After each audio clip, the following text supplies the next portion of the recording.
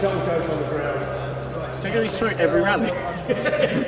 A shoot like this and a live event are very similar. So you've got all the various members of the team coming together. Everyone's got a specific role. I think the big difference is this is slightly wild environment. It's dark, it's late, it's cold, and also we've got a couple of young guys involved who have never done anything near this before. So just making sure really that everyone's happy. I think the nice difference is, unlike a major tournament when you're producing that, there are so many rules and restrictions. This is a little bit wild.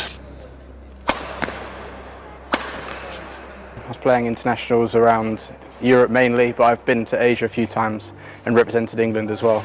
Well, I've shot a few scenes where I had to go down to a high street and walk up and down it past a kebab shop. I've looked at some of the footage already. It already looks amazing on the high-speed cameras they're using and the smoke effects and everything really. I think it's a good step. Tell us a little bit about why they picked you. I think because I have tattoos, longish hair, maybe something slightly different. The copper box where the 2013 Grand Prix Gold is going to be played is just around the corner from this warehouse.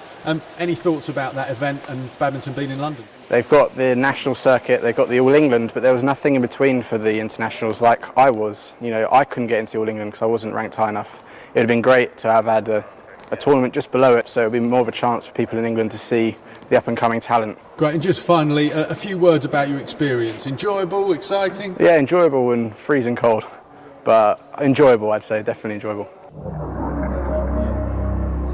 From here, like top down, just tell me if that's focused, because I can't see the...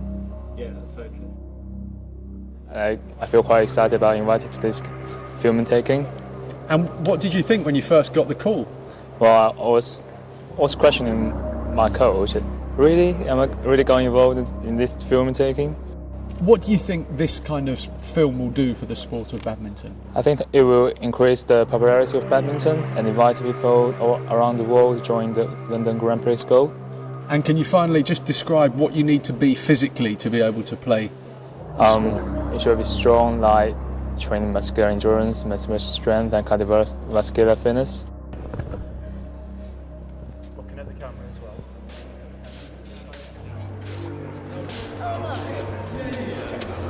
I don't want my mum to see this. She thinks I'm a hot shot. Let's do it now. I was going to say we could even get another point. Do you want that top of frame? Do you want to have looking? Yes. Basically wanted to switch up the perception of badminton a little bit. Where we have other events, they're a lot more kind of prestigious. This one hasn't got a background of history, so it was our chance to kind of get involved and make it a little bit more raw and show the athleticism of the sport. So we wanted to take a different angle on it, and a warehouse in the middle of Hackney seemed perfect for that.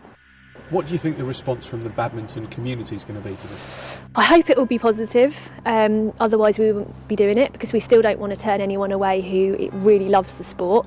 Hopefully they'll just embrace it and see that it's promoting the sport in a different way and showing the real hardcore side of it. And that's hopefully what those people go through every day on court anyway, so they'll want us to showcase it in a different way. Following the Olympic Games, the fact it's going to be at the Copper Box is the perfect opportunity to do that.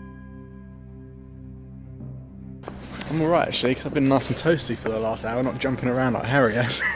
So I'm alright, but my legs are starting to get a bit tired because we've been here for quite a few hours now. But When you got the first call about what we were doing today, what were your thoughts?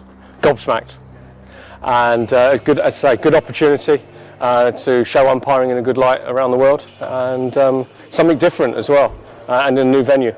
Now tell us what kind of scenes you've already shot here on the set. Coin toss, coin catch, potential yellow card offence, and it's just some action shots as well. You never thought tossing a coin could be so difficult. How many times did you have to do it? About 25 times, and in the end we got the shot that we wanted.